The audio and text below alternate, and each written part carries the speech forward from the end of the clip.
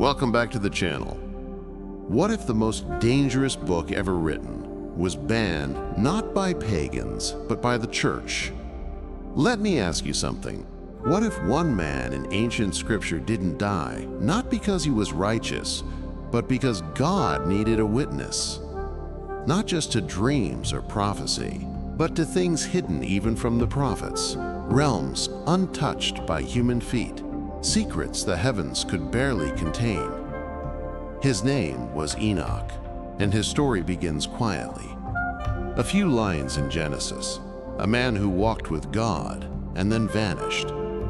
But behind those brief verses lies something far more unsettling. According to ancient texts that most of us were never taught to read, Enoch saw everything. Not just the rebellion of angels, but the moment they fell, the sickness that spread through mankind, the judgment that stirred long before the flood ever came. What would you do if the truth God gave you was too dangerous to speak? Would you stay silent or write it down, knowing someone would try to erase it? Religious history doesn't just protect sacred truth.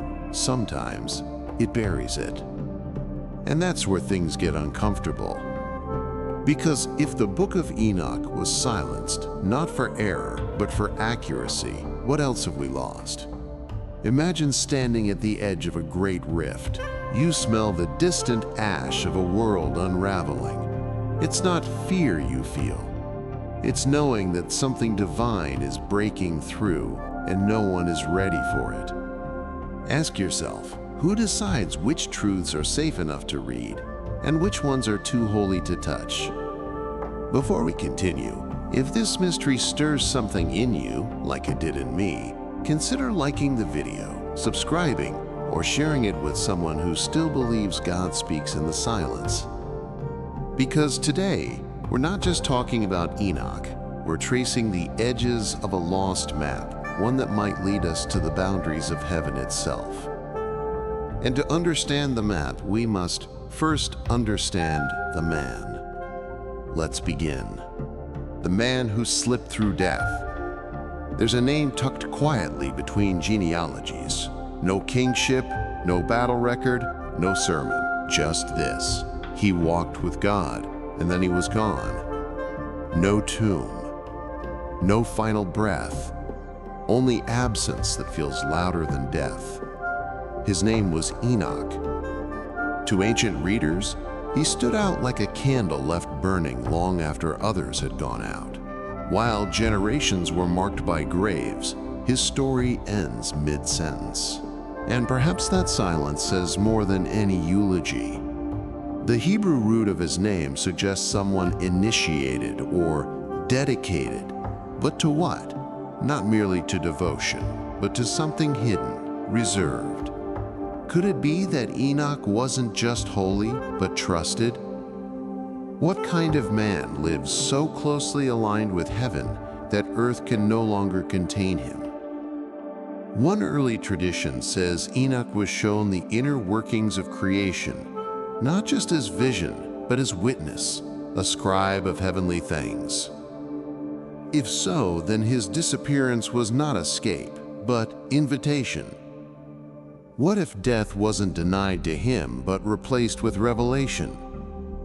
You can almost hear the tension in that thought. Scripture gives us only a fragment, but the Book of Enoch speaks of encounters with angelic beings, glimpses of judgment, and divine secrets too bright for common eyes. Why such contrast?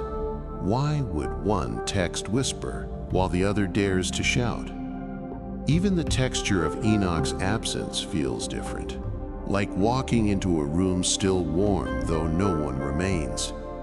The kind of silence that carries memory, like breath still lingering in the air. Ask yourself, if God chose to take someone in such a way, what was he protecting or preserving? Enoch's vanishing wasn't simply a miracle. It may have been a mercy or a warning, a boundary crossed in quiet, meant to echo for generations. And perhaps for those willing to listen, it still echoes now. Because what came next would shake the heavens and stain the earth. When heaven crossed the line, they were sent to watch, nothing more. Heavenly beings assigned not to rule but to guard. Yet somewhere between obedience and desire, they descended. The watchers stepped down onto Mount Hermon, not with trumpets, but with silence. They mingled among men. And when they looked upon human women, something ancient inside them shifted. They did not fall in battle. They fell in love, or lust, and crossed a line heaven had drawn in flame. From their union came the Nephilim, not merely large men. These were beings torn between spirit and flesh, giants of appetite, strength, and unrestraint. They taught what should have remained hidden: the shaping of metal into blades, the drawing of stars into patterns, the use of herbs not for healing, but for control. What begins as knowledge becomes poison when it arrives without wisdom. Can truth still be holy if it's taught by hands already stained? Scripture hints, but Enoch expands. He paints a world drowning in enchantment and blood, beauty twisted, power worshipped. The very fabric of creation pulled taut until it groaned under the weight of what should never have been. And in the middle stood Enoch, a man caught between two realms. Angels begged him, plead with God for us, speak for the fallen, intercede. What do you say when messengers of light become bringers of ruin? God's answer came, not with thunder, but finality. The watchers were sentenced, bound beneath the earth until judgment. The Nephilim erased. Still, I wonder, was it judgment or mercy delayed? The air in those verses feels heavy, like standing outside just before a storm breaks. There's a stillness, not of peace, but of something held back. Ask yourself, if even the angels are capable of this, what guards the edge of your own soul? Some stories in Scripture come with resolution. Others, like this one, leave us with tension. But perhaps that's the point. Some truths aren't meant to settle. They're meant to stir. And what stirred next was far worse than war. It was knowledge, out of order. Knowledge that corrupted the earth. They came down not just to dwell, but to instruct. The fallen ones, once radiant in purpose, began to share what was never meant for human hands. One of them, Azil, showed men how to bend iron into blades. He taught them how to make armor and how to craft beauty into ornament, then turn that beauty into pride. Others taught the art of conjuring, of reading stars not to admire their creator, but to manipulate fate. What was once sacred became a tool. What was once mystery became merchandise. Have you ever wondered if knowledge itself can wound, not in its content, but in its timing? Scripture often warns of wisdom without fear, and here it unfolded. Violence rose, vanity flourished, and creation began to rot at its roots. Men killed more swiftly.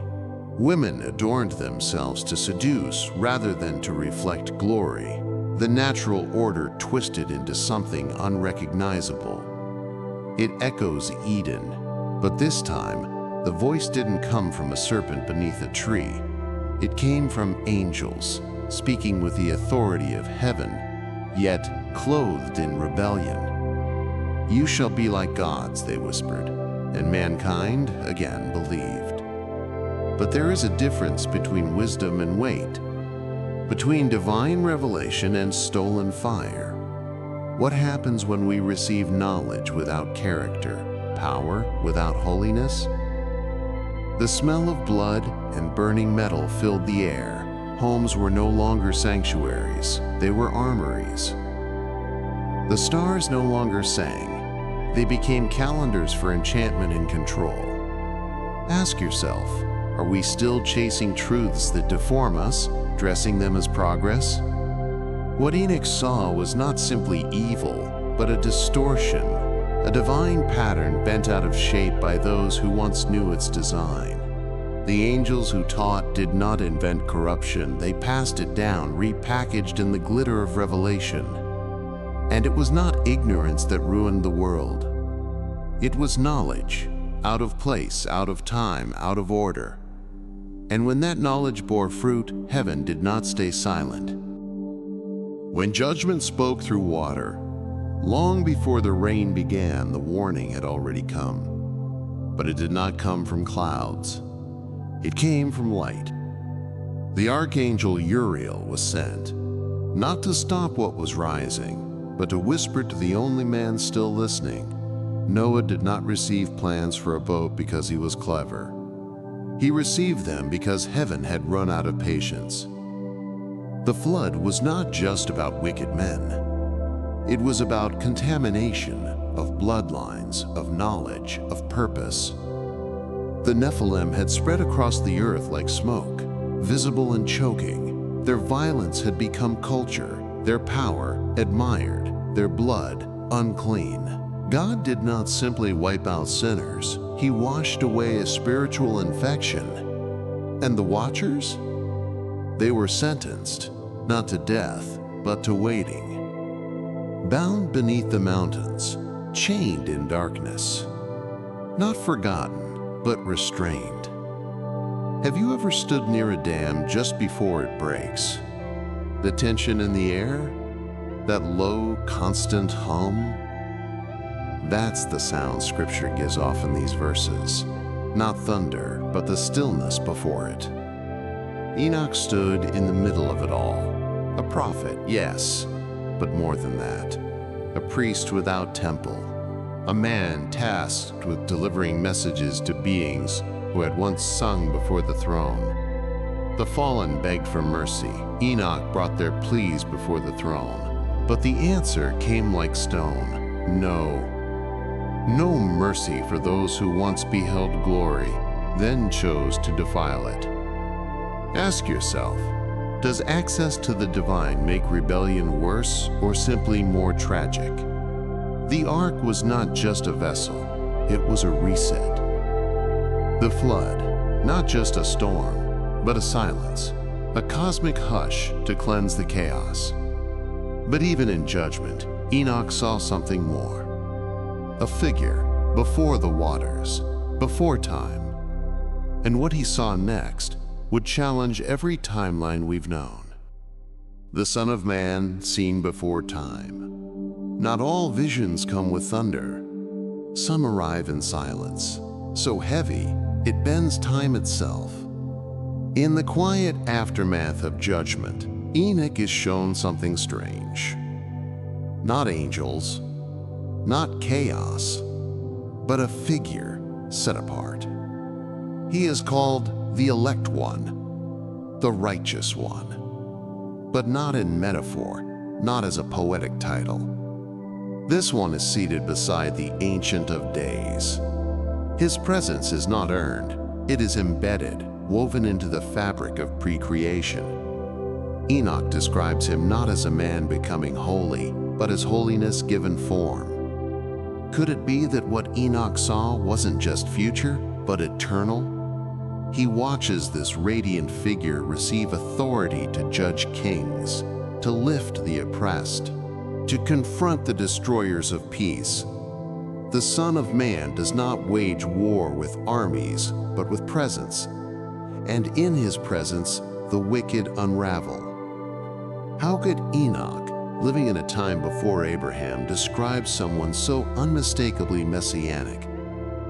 Have you ever seen a shadow on the ground before you see what casts it? This vision is a shadow, but in reverse. It is the echo of a voice not yet spoken on earth, but already known in heaven. Enoch sees a Redeemer not created, but revealed. One who existed before the flood, before the stars, before the scrolls of law. Ask yourself, if the Messiah was already enthroned before Bethlehem, what does that say about the nature of his mission? No wonder early theologians hesitated. This didn't just challenge the timeline, it shattered it. It implied that redemption was never God's reaction to sin. It was his intention from the beginning. A plan not drawn in the dust, but in eternity. And what Enoch glimpsed in the courts of heaven would soon carry him beyond them. Because the next vision wouldn't just show a figure, it would show the architecture of the unseen. The 10 heavens, a map of the invisible. Some visions don't descend. They pull upward. Enoch did not simply see angels. He ascended through their dwelling places, levels upon levels, each more radiant, more guarded, more alive than the last. The second book of Enoch describes 10 distinct heavens. They are not metaphors. They are thrones and thresholds, archives and gates, layers of reality stacked in divine precision. In the lower realms, he saw the stars assigned to seasons, the angels who count time, the scribes who record every breath of every soul. Higher still, rivers of fire flowed through gardens untouched by decay, until at last he stood before the throne itself, wrapped not in gold, but in something deeper, unapproachable light. What if the world we see is not flat, but veiled? Paul once spoke of a third heaven. John saw a throne in Revelation. But Enoch saw the scaffolding behind all thrones. Have you ever stood inside a cathedral so vast it made your breath slow? That stillness, that shrinking sense of scale, that's what this vision feels like. Not chaos, but design. And in each layer, nothing is wasted. Every realm has a purpose. Every being, a place. Every movement, accounted. Ask yourself, if heaven is this intentional, how much more is the unseen structure of your own soul? This is not the heaven we paint in children's books. It is layered, ordered, brilliant, and blinding, and alive. To some, it may seem too structured, too cosmic, but perhaps the real shock isn't how vast it is, but how much it remembers. Because within those realms are records, and within those records, names. Yours, mine, his. And Enoch, pulled through light and silence, saw more than a map. He saw how everything is watched. But even in all this glory, one question remained. Who gave him access? And why did others try so hard to take it away? Who wrote Enoch, and why they feared it? The words are old, but not that old. Scholars date the Book of Enoch to somewhere between 300 and 100 BC, long after the man himself would have walked the earth.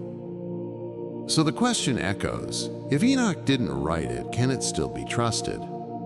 Some say it is a patchwork, a quilt of revelations sewn together by scribes who revered the prophet's name. A sacred echo passed hand to hand, not to fabricate, but to preserve. Does that lessen its weight or deepen its mystery? Consider this.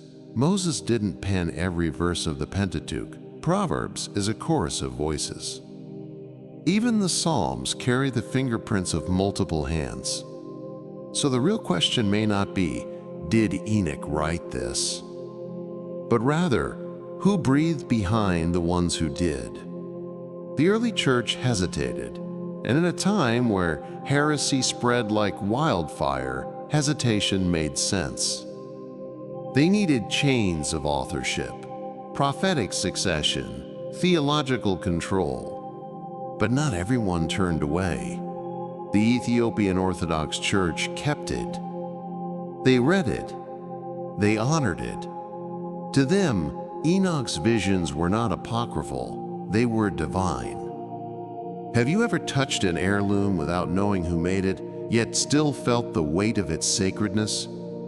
Sometimes, truth wears many hands, but its voice stays the same. Ask yourself, what matters more, the ink or the fire that lit the hand holding it? What if the real resistance wasn't about authorship, but authority? Because a book that dares to name angels, to trace the Messiah before the cradle, to map the heavens and hint at the end, can't be contained easily. It doesn't sit quietly in canon, it unsettles. And what unsettles often gets buried.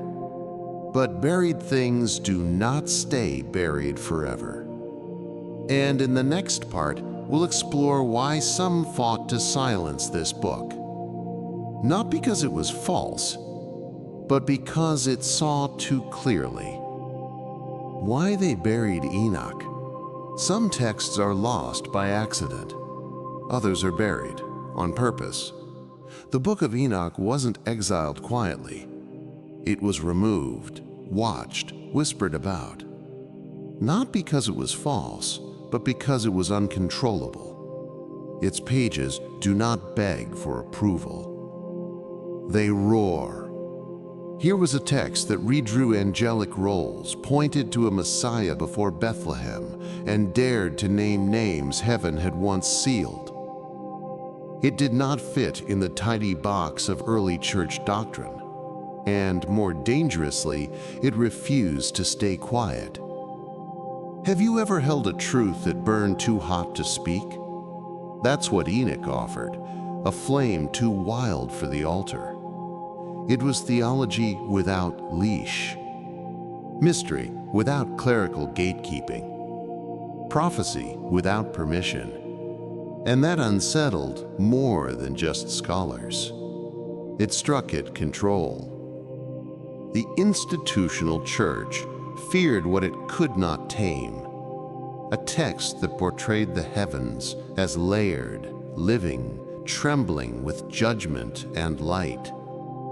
A son of man, pre-existent, a cosmos more complex than councils could explain. Ask yourself, if this book had simply been wrong, wouldn't it have faded on its own? Instead, it was silenced. Not disproven, just too loud. Even Enoch's story reflects this tension. He does not die, he disappears. No last words, just absence.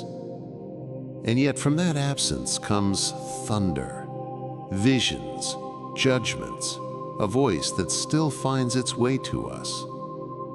You can almost smell the dust of the cave where a copy of Enoch once waited, unopened, undisturbed, and still burning with truth. The question now is no longer why they buried it. It's this: what happens when we dig it back up? A voice they tried to silence. Enoch's disappearance was not erasure, it was restraint. Not a punishment, but a pause. He wasn't silenced because he deceived, but because he spoke of things too luminous for the world to bear. He saw angels burn with desire, not ambition. He watched knowledge descend like fire, then consume the very soil it touched. And he beheld a Redeemer, older than stars, clothed in justice, unshaken by judgment. This was not folklore. It was a record of beings who crossed lines drawn in light, of a flood that didn't just drown bodies, but buried forbidden memory. Even now, Enoch's silence hums with tension. It doesn't feel like absence. It feels like a warning being whispered too slowly, like a breath still held behind the veil. The cave where his words once slept no longer guards its secret. The pages flicker like embers catching wind. And maybe the real danger was never deception, but ignition. What happens when a truth too ancient to tame finally finds its voice again? So leave a comment below. Which moment struck you deepest? Was it the Son of Man, radiant before time? The Watchers, pleading from chains? The 10 heavens, layered like breath and flame? And if you're ready to follow this thread deeper, our next episode awaits: Namtael, the fallen angel who returned to heaven. Because not all who fall remain fallen. Now ask yourself, did they fear the visions or the voice behind them? And if any of this lit a spark in your spirit, subscribe so you won't miss what awakens next. Until then, stay watchful, stay grounded, and stay blessed.